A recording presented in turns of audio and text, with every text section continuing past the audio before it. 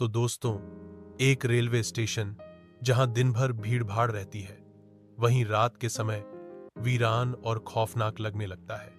अंधेरे में खाली प्लेटफार्म, धीमी रोशनी में चमकती पटरी और दूर से आती ट्रेन की आवाज एक अजीब सा माहौल बना देती है। यह कहानी बेगमपुर रेलवे स्टेशन की है। यह स्टेशन दिन में आम रेलवे स्टेशनों की तरह ही व्यस्त रहता है। हर घंटे ट्रेनें आती जाती रहती हैं, यात्री प्लेटफार्म पर दौड़ते रहते हैं और अनाउंसमेंट की आवाज चारों ओर गूंजती रहती है। लेकिन जैसे ही सूरज ढलता है और रात का अंधेरा गिरता है, यह स्टेशन किसी और ही दुनिया का हिस्सा लगने लगता है।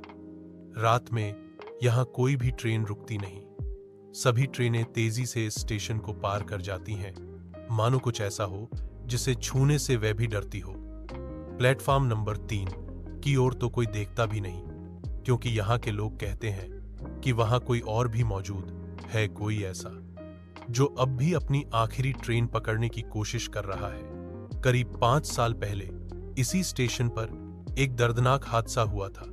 इस घटना के बाद से ही कुछ अजीब चीजें होने लगी। यह कहानी एक ऐसे रेलवे स्टेशन की है जहां देर रात रुकने की हिम्मत कोई नहीं करता। अब आप इस कहानी को एक अफवाह मान सकते हैं या सिर्फ एक पुरानी दंतकथा, लेकिन यह कहानी उन घटनाओं पर आधारित है जो एक रेलवे कर्मचारी अजय ने खुद अनुभव की थी। अगर आप इस स्टेशन के प्लेटफार्म नंबर 3 पर रात के समय अकेले खड़े हो, तो शायद आप भी वही महसूस करें जो अजय ने किया था। अजय एक रेलवे कर्मचारी जिसने पिछले 12 सालों से भारतीय रेलवे में काम किया था। कुछ महीने पहले ही उसकी ट्रांसफर बेगमपुर रेलवे स्टेशन पर हुई थी। उसे रेलवे ट्रैफिक कंट्रोलर के रूप में तैनात किया गया था और उसकी ड्यूटी थी कि वह रात की आखिरी ट्रेन के गुजरने के बाद स्टेशन ऑफिस को बंद करे। वो अपने काम में इतना माहिर हो चुका था कि अब उसे रात में अकेले रहने की आदत पड़ गई थी। लेकिन कुछ चीजें ऐसी थी जो उसे अब भी असहज कर देती थी। स्टेशन शहर से थोड़ा दूर था, इसलिए रात 11:00 बजे के बाद यहां बहुत कम ही लोग दिखाई देते थे। लेकिन कुछ कर्मचारियों और लोगों में यह चर्चा थी कि आधी रात के बाद प्लेटफार्म नंबर 3 पर अजीब चीजें होती हैं। कुछ कहते थे कि वहां किसी की परछाई दिखती है, तो कुछ को ऐसा लगता था कि वहां से किसी के चलने की आवाजें आती हैं। एक दिन अजय ने अपने एक साथी रमेश से पूछा, यह प्लेटफार्म नंबर 3 वाली बातें सच है या लोग बस मजे ले रहे हैं?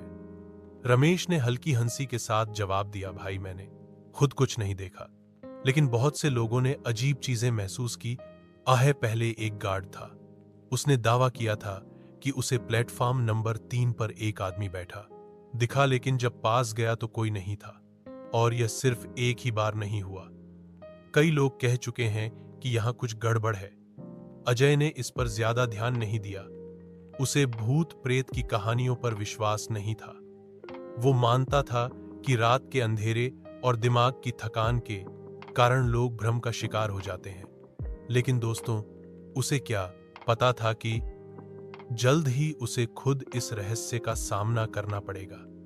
कुछ साल पहले रवि एक सरकारी कर्मचारी था जो रोजाना रात 8:30 बजे की ट्रेन से सफर करता था।